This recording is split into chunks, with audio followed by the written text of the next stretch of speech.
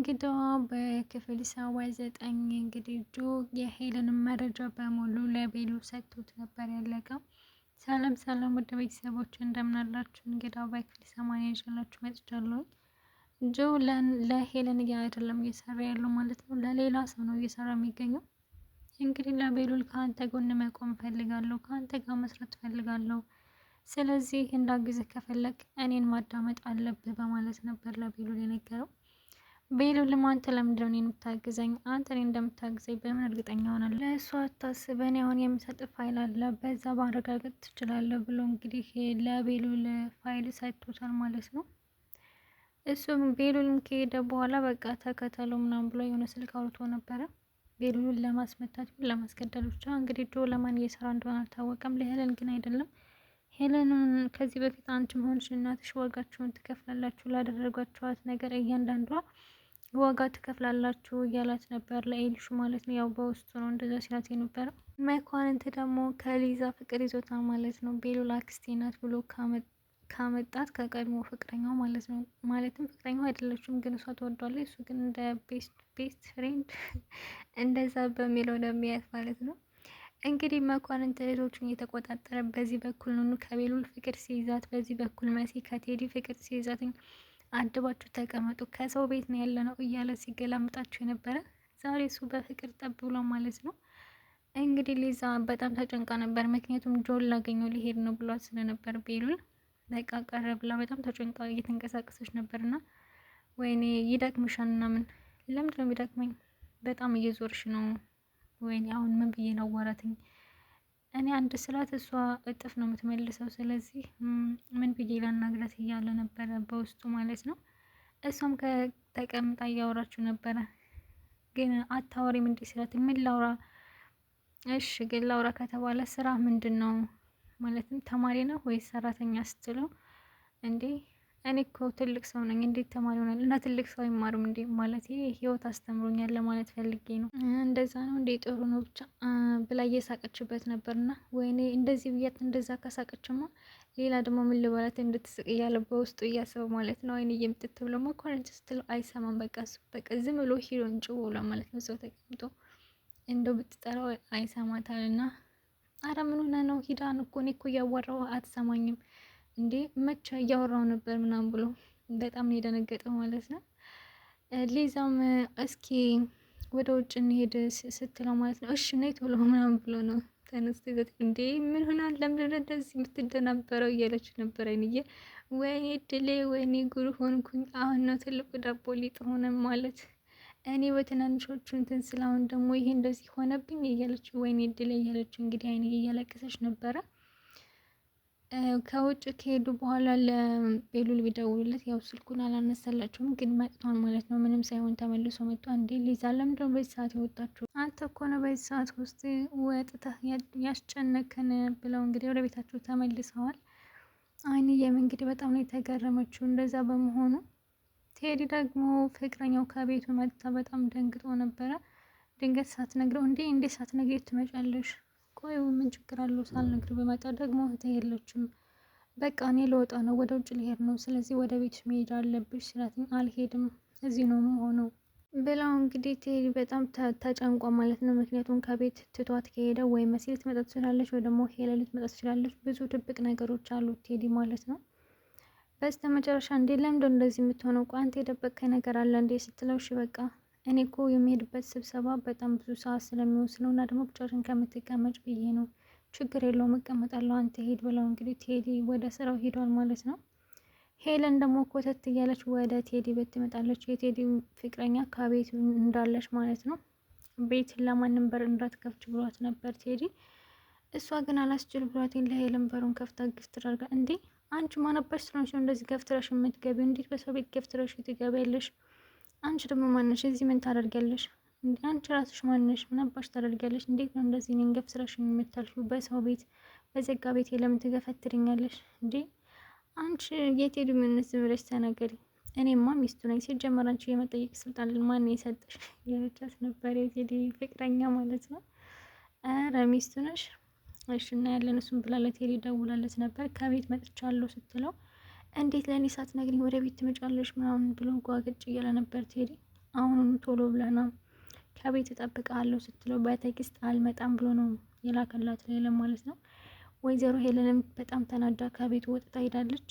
የቴዲ ፍቅረኛ ደግሞ ብቻዋን ተቀምጣ ባለችበት ከክፍሉ ውስጥ እንግዲህ ድምጽ እየሰማች ነበረ። ቴዲ የሆነ ሰው አፍኖ ከክፍሉ ቆልፎበታል ማለት ነው። ከዚህ በፊት እንግዲህ ድምጽ እያወጣ በጣም ሰክራ ስለነበረ ወይኔ የሆነ ድምጽ ሰማሁ ልበል ስትለው አረ ምንም የለም ዝም ብለሽ ነው ጆሮሽ ነው ምናምን ብሎ ነው ሸፋፍኖ ያሳለፈው ማለት ነው። ግን ቴዲ ከክፍሉ ወይ አቶ ቶማስን ወይ ደግሞ የቤሉል አጎትን አግቷል ማለት ነው። ከሁለታቸው አንዳቸው በቴዲ ቤት ውስጥ ይገኛሉ ማለት ነው። እንግዲህ እሷ ድምፁን ስትሰማ በጣም ነው የደነገጠችው። ማን ነው ከዚህ ማን ነው ያለው ምናምን ብላ በጣም ደንግጣ እየተንቀጠቀጠች ነበረ። አዶኒ ደግሞ ኤልሹን እየሸወዳት ይገኛል ማለት ነው። አንቺ ከዚህ በፊት ሄለን ለማግኘት ሄዳ ነበር እና አንቺ እናትሽን ሄደሽ አግኝተሽ ማለት በቃ እንደምንም ብዬ ችሊ መቅረብ አለብኝ ምናምን ብሎ ኤልሹ ያንቺ እኮ በጣም ቆንጆ ልጅ ነሽ ምናምን እያለ ሲያሞጋግሳት ነበረ። እውነትን ነው እንደዚህ እኮ ብላኝ አታውቅም፣ ብቻ በላይ የፍቅር ጥያቄ አቅርባለታለች ማለት ነው። እንደውም አንቺ የእህቴ ባትሆን ኑሮ እንደ ሚስቴ ብትሆን ደስ ይለኝ ነበረ ምናምን ብሏት ነበር እና አዶኒ እና በዛው በጣም ደስ ብሏትኝ በቃ እኔ እናንተ እኮ የስጋ እህትና ወንድም አይደለንም፣ ስለዚህ እስከ ዛሬ ድረስ ደብቄ ቆይቻለሁ እና እኔ በጣም ነው የምወደው፣ እኔ ጋር ያለው ስሜት አንተም ጋር ካለ ለምን አንድ ላይ አንሆንም በማለት ነበረ ለአዶኒ ነገረችው። አዶኒም በጣም ነው የደነገጠው። በበነገጠው እንግዲህ አሰብክበት ወይ ስትለው አንቺ ለእኔ ከእህቴም በላይ ነሽ አዶኒ፣ እኔም ለአንተ አንተ ለእኔ ከወንድሜም በላይ ነህ፣ ግን የወሰንከው ውሳኔ ንገረኝ ስትለው እሺ በቃ አንድ ላይ ለመሆን ተስማምቻለሁ፣ ግን ደግሞ ይህን ነገር ለማንም እንዳትናገሪ። እውነት በጣም ነው ደስ ያለኝ፣ ግን ለምንድነው ለማንም እንዳትናገሪ ያልከኝ? ያው ፍቅራችን በድብቅ ሲሆኑ ደስ የሚለው እና ሰው ያየው ነገር አይበረክትም ይባላል ብሎ ነው አዶኒ የሸወዳት ማለት ነው። ግን እውነታው እንደዛ አይደለም። ምክንያቱም ኤልሹ ከእናቷ የምታመጣውን መረጃ ለእሱ እንድትሰጠው ፈልጎ ነው እንጂ እውነትም ኤልሹን ወዷት አይደለም። ኤልሹን በጣም ነው የሚጠላትኝ እና ደግሞ ስታፈው በቃ ወይኔ አይዞ አዶኒ እንደምንም ብለን ነገር መወጣት አለብህ እያለ ነበር። ያ ማለት ለእሷ ምንም አይነት ፍላጎት የለውም። እሷ ግን ከበፊት አንስታ ኑኑን ነው የምወደው እያለ ኑኑን ሲከተል ማለት ነው። ለምን እያለች ኑኑ ስታሰቃየት የነበረው በአዶኒ ምክንያት ነው። እና አዶኒ ፍቅሯን ተቀብሏት በጣም ደስ ብሏትኝ በጣም አሪፍ ቀሚስ ለብሳ ዘንጣ ምናምን ወደ አይንዬ እንዴት ነኝ አምሮብኛል እንዴ ስትላት፣ አዎ ይኔሽ በጣም አምሮብሻል፣ ሲጀመር እኮ አንቺ ፈጣሪ ውብ አድርጎ ነው የፈጠረሽም ወይ አይንዬ ብላ አይንዬን እያቀፈጫት ነበር። እና አይንዬ በጣም የደነገጠችው ምክንያቱም ኤልሹ በጣም የተመታች ልጅ ናት። ከዚህ በፊት በጣም የምታንቆሻቸው ከቤት ይውጡልኝ ምናምን እናንተ ሰራተኞች እያለች ዝቅ ታደርጋቸው ነበር እና በዛ አነጋገሯ አይንዬ በጣም ትቀየማት ነበር። እና ወይኔ አንቺ ግን ምን ሆነሽ ነው እንዴ አይንዬ? እኔ እኮ አንቺን በጣም ነው የምወድሽ፣ የእውነት አንቺ እኮ ጥሩ ሰው ነሽ እና ደግሞ እንደ እናቴ ነሽ፣ እውነትሽን ነው እንደዚህ የምትይው እያለቻት ነበር አይንዬ ተገርማ ማለት ነው። እንግዲህ ኤልሹ እንደዛ አስታራርግ የነበረው በጣም ደስ ስላላት ነው፣ አዶኒ ፍቅሯን ስለተቀበላት ማለት ነው። እንግዲህ ኤልሹ የበታችነት ይሰማታል። ለምንድን ነው ኑኑ ሁሉም ሰው የሚወዷት ለምንድን ነው እኔን የማይወዱኝ? ማለትም ኤልሹ በራሷ አትተማመንም ማለት ነው። ሁልጊዜ ኑኑ ለመምሰል ለምትሞክረው ኑኑ ደግሞ የራሷ የሆነ ነገር አላት፣ ኤልሹ የራሷ የሆነ ነገር አላት። እውነት ለመናገር ኤልሹ ጋር ምንም አይነት ነገር የለም። ኑኑ ጋር ደግሞ የዋህነት ቅንነት እና ደግሞ በጣም የተረጋጋች ምርጥዬ ልጅ ናት። በዛ ነገሯ በጣም ነው የምትቀናው። ይቺ ገጠሬ ሰራተኛ ምኗን ነው የሚወዷት? ቆይ ወንድሜ የሚወዳታን፣ ጆም የሚወዳታን፣ አዶኒ የሚወዳታን ለምንድን ነው እኔን የማይወዱኝ እያለች ከዚህ በፊት እያለቃቀሰች ነበረ። በስተ መጨረሻ አዶኒ ፍቅሯን ስለተቀበላት በጣም ደስ ብሏት ኑኑ እንዴት ነኝ አምሮብኛ ነው ስትላት ነው ኤልሹ በጣም አምሮብሻል ነው ያለቻት። ኑኑ እንግዲህ በጣም የዋለች እንደሆነች ከዚህ በፊት ኤልሹ በጣም ብዙ ነገር አድርጋትኝ ብዙ ግፍ ፈጸማባትኝ። እሷ ግን ምንም አይነት ነገር አላለቻትም ማለት ነው። የቤሉል አክስት ደግሞ ከቤሉል ጋር ማለትም መጀመሪያ ኑኑና ቤሉል እያወሩ ነበርና እንዴት ነሽ ምናምን እያላትኝ እና በመሀል እሱን ተከታትራ ነው ያቀፈችው ማለት ነው። ቤሉል እንግዲህ አክስቴ ብሎ ነው ለሁሉም ሲያስታውቃት፣ ለኑኑ ራሱ ዋሽቷታን አክስቴ ናት ምናምን ብሎ እንግዲህ ስራ ልታግዘኝ ብሎ ነው ያመጣት። እሷ ግን በመኛቱ ተመችቷታል ማለት ነው። ምክንያቱም ለጓደኛዋ እኔ ቤሉልን በጣም ነው የምወደው እሱ ነው እንጂ የማይወደኝ ብላ የነገረቻት ነበር። ግን አንቺ ምን አይነት ሰው እስካሁን ድረስ እንደምትወደው አልነገርሽውም ወይ? አይ ምንም ነገር አልነገርኩትም ያለቻት ነበር። እና ኑኑ ደግሞ ይህን ነገር እያየሽ መቋቋም አቅቷት ትታቸውን የሄደችው። ነገር ራሱ እየበሉ እየተጎራረሱ ነበር። እሷ በጣም ተናዳ ተነስታ ሄደች ማለት ነው። ቤሉል ግን ወደ በፊቱ በቃ እንውጣ አብረን እንደዚህ ሲኒማ ምናምን እንግባ እያለችው ነበር። እና እሺ በቃ ችግር የለውም እኔ እኮ ወደ ኋላ መመለስ እፈልጋለሁ ግን እንደዛ ማድረግ አንችልም እያለችው እያለ ነው እንግዲህ አይንዬ የመጣችው ማለት ነው። አይንዬ ስትመጣ ቤሉል ደንግጧን፣ እሷ ዝም ብላ ታወራለች። ኧረ እባክሽን ዞር በይ አይንዬ ካወላሽ አለ ቢላት ወይት ትስማው ማለት ነው።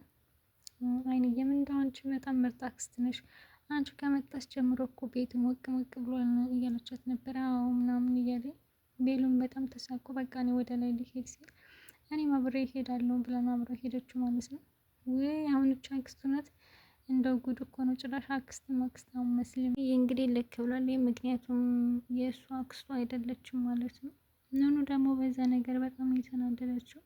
ለመኳንንት ደግሞ የሆነ ሰው ደውሎ ያንተ የሚሆን እቃ አለኝ እና ደግሞ እቃውን መተህ እንድትወስድ ብሎት ነበረ። እሱም እሺ በቃ ሊሄድ ነው ብሎ የስትሄድ ነው ስትለው የሆነ እቃ ተልኮልኛል እና እሱን ላመጣ ነው።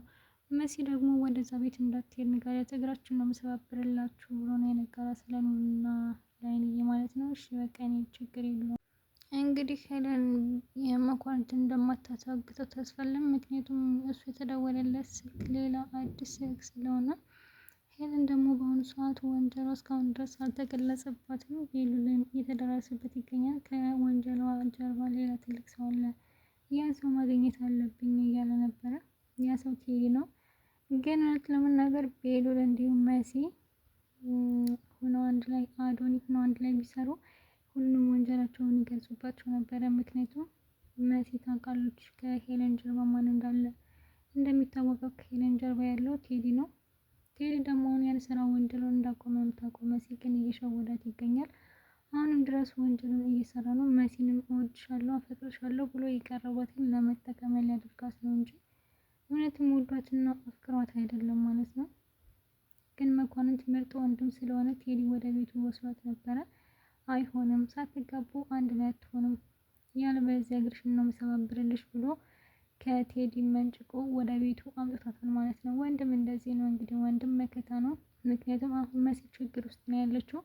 እሷ ግን በፍቅሩ ስለታወረች ምንም ነገር አታውቅም ማለት ነው። መኳንንት ቴዲን በቦክስ ብሎ ሁለተኛ ከእህቴ አጠገብ እንዳትደርስ የማትረባ በእጃ ሰበብ እንዳትሆን ብሎ ነው ጥሎት ሄደው። ሳስበው አሁን እንግዲህ እሱ ሊበቀለው ይመስለኛል መኳንንት ማለት ነው። ምክንያቱም ከዚህ በፊት በቦክስ ስለመታው በቃ አለቀም እያለው ነበረ።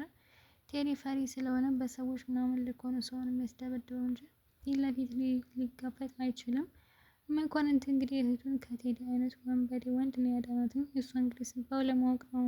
ምክንያቱም እሷ ከዛ ቤት መኖር አትፈልግም። በሰራተኝነት በቃ ካለችበት ህይወት መውጣት ነው የምትፈልገው። ለዛ ነው በጣም ስለቸኮለች በቃ ከዚህ ህይወት ተገላገልኩኝ፣ የራሴ ቤት የራሴ ባል ሊኖረኝ ነው ብላ ደስተኛ ሁና ነበረ። ቴዲ ጥሩ ሰው መስሏት ማለት ነው። ግን ውሸት ነው። ቴዲ እያስመሰለ ነው። ለጊዜው መጠቀሚያ ለማድረግ ነው እንጂ እውነትም መሲን ወዷትና ፍቅሯት እንዳልሆነ ግልጽ ነው ማለት ነው ከሚያደርጋቸው ነገሮች። እሷ ደግሞ ቴዲ ተቀይሯን ወንጀሉን ትቷን ብላ ነበር የቀረበችው። ግን እንደዛ አይደለም። የራሱ የሆነ ፍቅረኛ አለው። እንዲሁም ፍቅረኛው የእጇን ጌጥ ማለት ነው ሰክራ ስለነበረ ከዛ ከሶፋው ላይ ጥላው ነበረ እና መሲ ድንገት ከሶፋው ተኝታ እንደዚህ ስላገኘችው ወይኔ ይሄ የእጅ ጌጥ የማን ነው ምናምን ስትል እንዴ መሲ ደግሞ ለስጦታ አትሆኝም፣ እኔ እኮ ስጦታ ልሰጥሽ ነበር ነው ያለት ማለት ነው። ውሸቱን ማለት ነው። እንደ አጋጣሚ ነው ደግሞ ያች የቴዲ ፍቅረኛ ወደ እነ መሲ ቤት ትላለች። ምክንያቱም ከነ መሲ ቤት ያለችው ልጅ ጓደኛዋ ስለሆነች እና ጌጡን አድርጋ ስታያት አንቺ ሌባ ጭራሽ ጌጤን ሰርቀሽኛል፣ ምን አለ እስኪሄድ ድረስ እንኳን ጠብቀሽ ጌጡን ብትለብሽው እንዴ አንቺ ማነው ሌባ? እኔ ነኝ ሌባ? አዎ አንቺ ነሽ። የጌጥ እኮ የራሴ ጌጥ ነው። ብቻ በጣም ተደባደቡ። ያው ላይ ሆኖ እንግዲህ በቴዲ ምክንያት ነው ማለት ነው። እሷ ቴዲ ስጦታ ሰጥቶኛል ብላ በሙሉነት ደረቷን ነፍታ ጌጡን ለብሳ ስትንቀሳቀስ ያ ጌጥ የሰው ጌጥ ነው። ወይ ቴዲ የስራ ብቻ እንግዲህ ይመስላል ልጆች። ይሄ በክፍል 80 ይመስላል። በክፍል 81 እስከምንገናኝ ድረስ ቸር ሰንብቱ።